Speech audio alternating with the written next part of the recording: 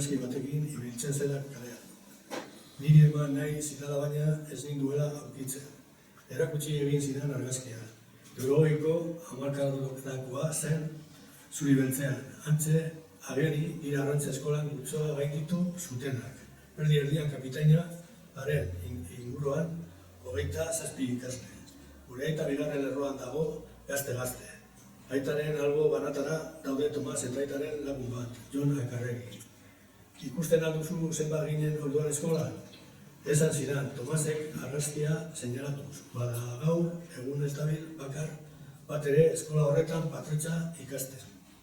Itsasoarekiko atxikimendua azkar-azkar joan da galtzen. Gure aitaren belaunaldiko jendea. Irrikaz egoten zen 14 urte noiz izango itsasora joateko. Gazteagoak zirenean barkuetara igo eta zare artean eskutatzen ziren, eta txalupa itsasoan zegoenean ateratzen ziren eskutalekutik. Gure aitak, baina, ez zuen nahi ego itsas gizon izaterik. Estudiatu eta lehorrean lan aurkitu, hori zen gure egin beharra. Eta horrela, launeba arribetatik ni neu naiz herrian bizi den bakarra. Aitaren eta amaren parteko aitonak eta osabak ia denak izan dira itsasoko jendea. Baina lehengu zuen artean bat bakarrak, hautatu zuen itsasoa Iñakik. Lehengu zua gizon izila da, arrantzale gehienak bezala. Eta begirada lasaia du, iraileko itsasoaren urdina erakustera ematen duten begi horietan.